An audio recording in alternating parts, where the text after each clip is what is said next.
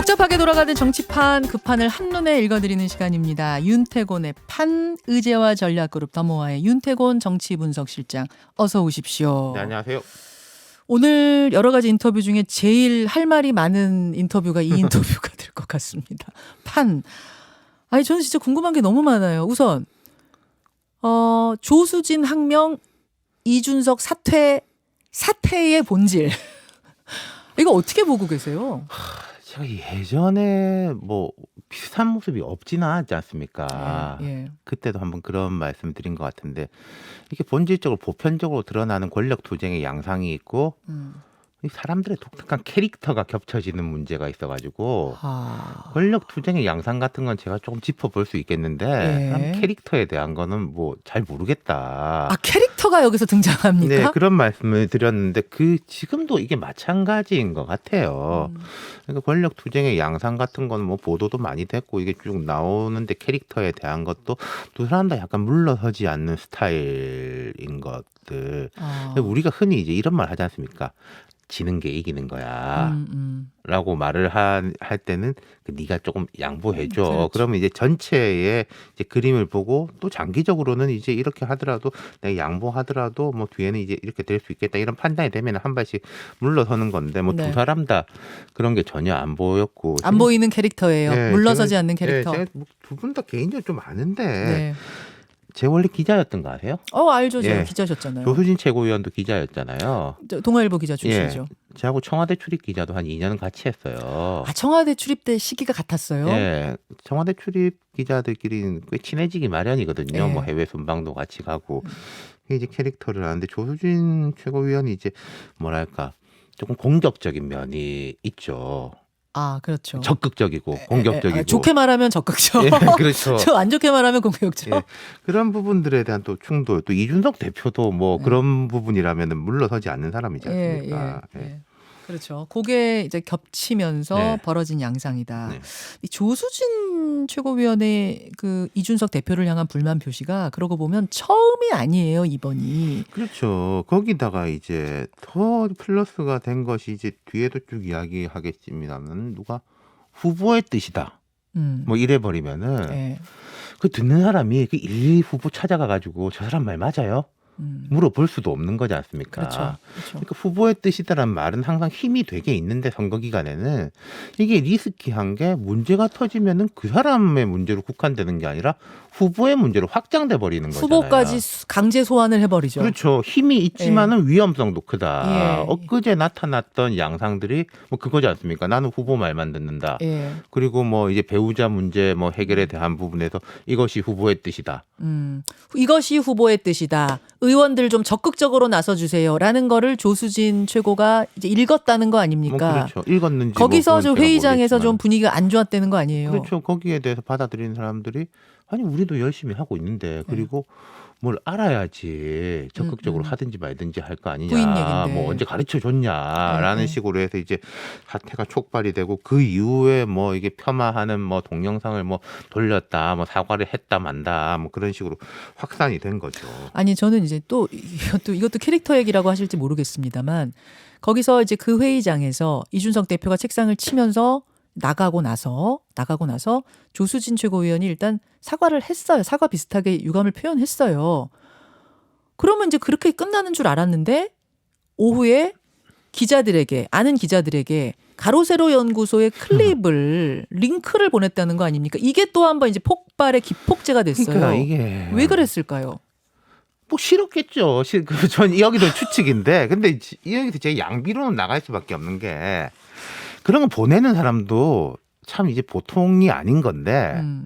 근데 우리가 흔히 그런 말 하지 않습니까? 나라님도 내 뒤에서 욕하는데 아니 그 뒤에서 누군가에 대해 가지고 좀 지지고 볶고 헐뜯고 하는 건 사실 뭐 어쩔 수가 없는 면이 또 있지 않습니까? 그걸 이제 또 콕 집어가지고. 그러니까 뒤에서 문제 그러면 삼으니까. 지지고 볶고를 하시려면 진짜로 완전히 비밀스럽게 뒷담화를 하시던지 아니, 그러니까 결국은 귀로 들어가게 하면 네, 사달이 나잖아요. 그렇죠. 저희도 이게 뭐 댓글에서 이렇게 나오고 뭐 하지만은 또 이제 받아들일 건 받아들이지만은 또 뭐 어떤 부분은 이렇게 조금 이렇게 흘려 보내야 되는데 뭐 그렇지가. 그러니까 흘려 보내지 않은 거냐, 흘려 보내지 않고 싶었던 거냐, 뭐 그건 제가 모르겠습니다. 참 결국 선대위 조직의 어떤 허점들이 좀 불거져 나온 그러니까 건 항상 아니냐. 이제 정치라는 게 어려운 게요. 우리가 보이는 것은 수면 위의 모습들만 보이지 예. 않습니까? 정책을 발표하고 상대 진영하고 싸우고. 예.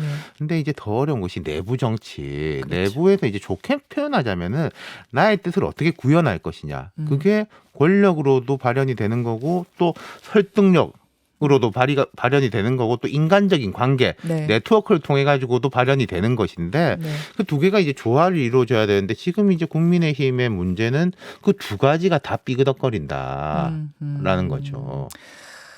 이 표현이 어떨지 모르겠는데 선대위 조직이 좀 따로국밥처럼 돌아가면서 생긴 참사가 아니냐.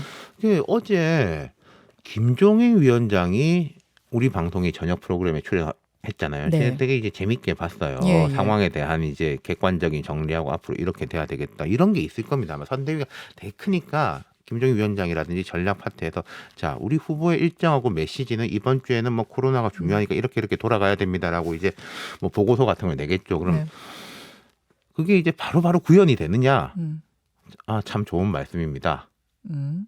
하고 이제 그냥 끝이냐. 그러고 그럼 오늘 일정은 어떻게 되냐라고 하면 이게요. 일주일 전에 어디 가기로 된 게 있어가지고 이건 취소 못 하는데요. 라고 하면 또 사실 할 말 없어요. 일주일 전에 정해져가지고 오늘은 여기 가야 된다라는데. 예. 자, 그럼 뭐 내일부터 해봅시다. 그러면은 예, 그럼 그 내일 회의하죠. 그럼 이게 또 중요한 약속이 후보가 계셔가지고. 이게 뭐 고의든 고의가 아니지 않든 제가 볼 때 국민의힘 내에서 그런 식의 현상이 이제 돌아간다. 그렇게 하면 누구를 딱 뭐라고 하기도 어려워요. 아니 뭐 미리 잡아놨다 그러고 이건 뭐 정말 중요하다고 하는데 그럼 뭐라 그러겠냐라고 하는데 실제 일은 안 돌아가는 거죠. 그러니까 이 김종인 위원장이 이렇게 표현하시더라고요. 뭐 주변에서 자기랑 사실 관련되는 어떤 곳 무슨 뭐 AI 행사장 여기 꼭 방문하셔야 됩니다. 하나씩 쭉쭉 집어넣는다는 그렇죠. 거예요. 그러면은 이거를 후보가 사실은 별 도움이 안 되는 곳인데도 이렇게 저렇게 끌려다 굉장히 많은 행사를 가지만 사실은 별로 그게 컨셉이 있느냐 없느냐. 홍보에 도움이 안 되는 뭐 이런 것들이 벌어지는 것에 대해 한탄하시더라고요. 그게 제가 아까 말씀드린 그런 면인 거죠.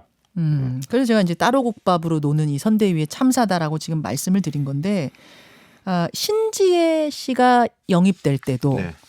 김종인 위원장은 발표 보고 알았다. 네. 저는 어제 그 말을 듣고도 깜짝 놀랐습니다. 새시대 준비위원회라는 곳은 그럼 또 선대위와 완전 따로 돌아가는 건가? 형식적으로는 그렇게 돼 있지 않습니까? 이제 이것도 아까 제가 말씀드린 일정 메시지 면하고 비슷한 게 있을 거예요. 그럼 자, 누구까지 김종인, 이준석 뭐 이런 분들하고 협의를 해야 되느냐?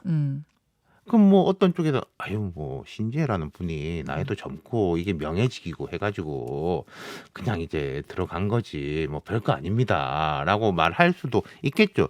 근데 그런 게 쌓이면은 그렇죠. 터지는 거죠. 그렇죠. 잠깐 별개지만 신지혜 씨가 그 새시대 준비위원회 후보 직속 조직의 수석 부위원장으로 간 거는 플러스입니까 마이너스입니까 결과적으로? 저희 방송 쭉 들으셨던 분들은 기억하실 텐데 제가 잘 되면은 광폭 행보고 잘 안 되면 좌충우돌인데 사실 똑같은 거다 그런 말씀 드렸지 않습니까? 전 딱 이 케이스가 그렇게 봐요. 신지혜 씨 영입이. 네, 그러니까 예컨대 막 사람들이 비판을 하는데 제가 이제 그럼 누구하고도 이런 이야기를 해봤어요. 자, 그럼 국민의힘이 지금처럼 이른바 이대남한테 귀만 기울이고 보수적으로 가고 여성들을 무시하는 게 맞냐라고 하면 그건 아니라 그래요. 예. 그렇다면 이런 노력이라도 하는 게 긍정적인 모습 아니냐라고 하면은 이제 그렇기는 하지만은 이게 뭐 그렇기는 하지만 신지혜 씨가 그러면 여성표를 끌어올 수 있을 만큼의 어떤 팬덤이라든지 상징성이라든지 들어오는 과정의 스무스함을 갖췄느냐? 그러니까요. 그게 문제인 거죠. 그러면은 자, 제가 생각할 때는 원래 이제 그림자하고 본체는 같은 거지 않습니까? 네. 본체가 커야지 그림자도 크잖아요. 네. 근데 우리가 빛을 잘못 비춰주면은 본체는 작은데 그림자는 쭉 길어지지 않습니까? 그렇다면 지금 신지혜 수석 부위원장이 동원할 수 있는 어떤 동력에 비해 가지고 잡음은 훨씬 더 커지는. 그러니까 외연 확장이 과연 지금 잡음보다 훨씬 클 것인가의 물음표. 그리고 이제 신지혜 부위원장 입장에서는 자기도 되게 당황스럽겠죠. 맞아요. 내가 감당할 수 있는 건 감당하는데 나 때문에 저 위에 사람들이 싸우는 거는 뭐라고 내가 책임질 수도 없는 거잖아요. 이런 일들이 이제 상황이 돌아가고 있는 상황에서 윤석열 후보의 리더십이 도마에 올랐습니다. 네. 시험 때 다시 올랐습니다. 일단은 김종인 위원장한테 일임하겠다 했어요. 어제 발표는. 네. 요 판단은 맞다고 보세요? 현실적으로 뭐 그럴 수밖에 없는 거 아닌가 싶어요. 지금 이 상황에서 뭘 더 이상 방법이 없고, 그리고 이게 뭐 후보가 뭐 하냐라고 하지만 후보가 모든 걸 할 수는 없는 네. 것이고, 후보는 앞서 나가고 그럼 뒤를 단단하게 지켜야 되는데 이제는 그 제가 후보의 속마음은 모르겠습니다만은 선택지가 더 이상 없는 거 아닌가. 그리고 어제 이제 그 한판 승부 인터뷰를 보니까 김종인 위원장의 지금 현실 인식 같은 게 되게 이제 단호하고 객관적인 면이 있는 그렇더라고요. 거잖아요. 예. 그렇더라고요. 자, 김종인 위원장이 앞으로 어떻게 할 것인지에 대해서 이렇게 말했습니다. 항공모함에 비유할 정도로 거대하게 선대위가 만들어졌는데 이대로는 갈 수가 없다고 나도 생각해요. 쉬운 말로 기동 헬기를 띄울 수밖에 없다. 저거 무슨 말이에요? 기동 헬기를 띄울 수밖에 없다. 지금 그러니까 항공모함을 지금 와가지고 이걸 다 해체해가지고 개조하고 하기에는 늦는 거고, 그치. 항공모함은 뭐 오면 좋고 안 오면 할 수 없고 기동 헬기를 중심으로 탁탁탁 이렇게 움직이겠다. 제가 그때 민주당 이야기하면서 그런 말 한 적이 있었는데, 논의 구조에 대한 실질적인 직함과 별개로 논의 구조가 되는 것들이 네. 필요해 보인다. 아마 저는 국민의힘도 그런 고민을 하게 될 거라고 봐요. 거의 민주당 선대위하고 비슷한 상황이라고 보시는 거군요. 그렇죠. 그러니까 뭐 예를 들어 정책 쪽에서는 어떤 사람, 그리고 네. 뭐 정무 쪽에서는 어떤 사람, 전략 쪽에서는 어떤 네. 사람, 그럼 상황 파악도 되고 후보한테 위임도 받을 수 있는 사람들이 이제 실시간적으로 이제 TF를 꾸리는 거죠. 회사로 치면은 여기로 네. 치면 이제 편성국하고 보도국에 칸막이가 있지만은 네. 편성국 한 두세 명, 보도국 두세 명, 그렇지. 아침에 계속 회의를 하는 거죠. TF 꾸리죠. 그렇죠. 그런 식이 될 것이다. 아까 선택지가 없다라고 하셨어요. 그 얘기는 그럼 이제 선택지는 김종인 위원장 하나로 일사불란하게 움직이는, 별동대 그렇죠. 띄우면서 움직이는 그것밖에 없다고 제가 보시는. 볼 때 김종인 위원장이 그 들어온 이후로 전체 선대위가 김종인 위원장이 무슨 말을 안 듣는 건 아닌데, 아까 제가 말씀드린 그런 일이 반복되고 있었을 거란 말이에요. 아, 이게 참 좋은 말씀인데 오늘은 이렇게 하기로 돼 있어가지고요. 아, 이건 또 후보가 뭐 잠깐 말씀하신 거래 가지고요. 그러면 예, 예. 뭐 할 말이 없어지는데 그런 구조를 깨겠다라는 거겠죠. 그렇게 하면 이른바 파리 때 이른바 윤핵관들 정말로 다 이 잡음 없이 그분들이 이렇게 물러나 계실까요? 그러니까 이런 거가 아닐까 싶어요. 그 공간을 점유한다라는 게 사람을 몰아내다 할 수도 있는 거지만은, 일하는 사람들이 일로 밀고 나가면은 딴 사람들이 별로 할 말이 없어지는 거거든요. 그런 식으로 가는 게 사실 선순환인 거죠. 이준석 대표 돌아옵니까? 그건 정말 잘 모르겠습니다. 정말 어제 모르겠어요. 뭐 발언의 수위가 좀 되게 셌잖아요. 셌어요.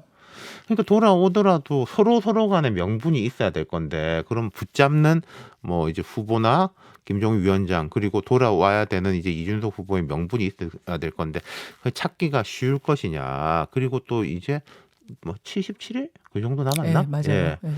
제 생각에는 오늘 내일 올 수는 없는 거 아니겠습니까? 그건 뭐 게다가 두 번째잖아요, 지금 예, 이게. 쇼뭐 이렇게 되는 거니까. 그러면 한 연말? 쯤엔 돌아올 것이다. 아니, 그 한다면 그 시기를 넘기면은 예. 쉽지가 않아 보인다. 연말이라고 해봤자 이제 한 일주일 남은 거잖아요. 그렇죠. 예. 예. 일주일 안에 명분이 생기면 돌아올 수 있지만 그 일주일 넘어가면 사실상 돌아오기 어려워질다. 예.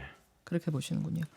자, 한 3분이 남았는데 그 성남도시개발공사의 안 제1 됐죠. 예. 개발처장 김문기 씨가 밤사이에 숨진 채 발견이 됐습니다. 어떻게 전개될 걸로 보세요, 이 수사?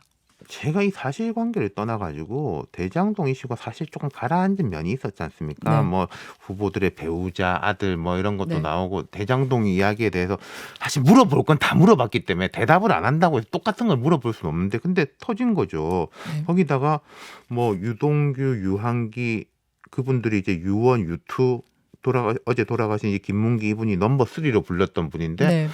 넘버 원은 이게 이재명 후보 워딩이었어요. 아, 그분이 무슨 자살약을 먹고 뭐 어쩌고 그런 이야기를 했지 않습니까? 그 압수수색 당시에. 네, 그래서 그때 이제 국민의힘이 그거 어떻게 알았냐 막 물어보고, 근데 그 뒤에 2, 3라고 하는 분들이 다 극단적인 선택을 했으니까 네. 이건 되게 커지는 거고요. 거기다가 이 대장동 이슈뿐만 아니라 앞에 이호성 정책실장 나오셨지만은 부동산 문제에 대해 가지고 지금 이재명 후보가 강한 드라이브를 걸고 있지 않습니까? 네. 그것들에 대한 뭐 신뢰라든지 안정성이 다 와르르 손상을 입는 그런 효과까지 갈 수도 있는 건 거죠. 그러니까 도덕성의 문제하고 정책적인 부분의 안정성의 문제 둘 다 손상을 갈 수 있는 거. 이 대장동 넘버 2, 넘버 3의 극단적인 극단적 선택으로. 선택 자살은 결국은 뭐 2만은 모르 3까지 이렇게 되면서 사실상 타격이 갈 수밖에 없다고 보시는 거예요. 예. 그리고 또 뭐 하나 더 이게 짚어보자면 특검이 뭐 되겠습니까만은 저는 안 될 걸로 보는데 또 특검 하자 말자 이런 이야기는 다시 한번 올라올 수밖에 없는 거죠. 그게 세 가지가 되겠네요. 오히려 네. 수사가 흐지부지 되면서 이 지사에게 또 유리할 수도 있지 않겠느냐라는 관측도 있습니다만. 근데 이분이 이렇게 된 것에 대해 가지고 이슈가 커질 수밖에 없는 거겠죠. 그러니까 법적으로 검찰에서 문제 없습니다라고 했을 때 그게 받아들여질 것이냐. 국민적 정서가 알겠습니다. 여기까지 오늘 판 읽어보죠. 윤태권 실장 고생하셨습니다. 김현정의 뉴스쇼는 청취자 여러분의 참여로 이루어집니다. 트위터, 페이스북, 레인보우 게시판, 그리고 단문 50원, 장문 100원의 유료 문자 샵 1212, 우물정 1212 통해 참여하실 수 있습니다. 김현정의 뉴스쇼, 여러분과 함께 만듭니다.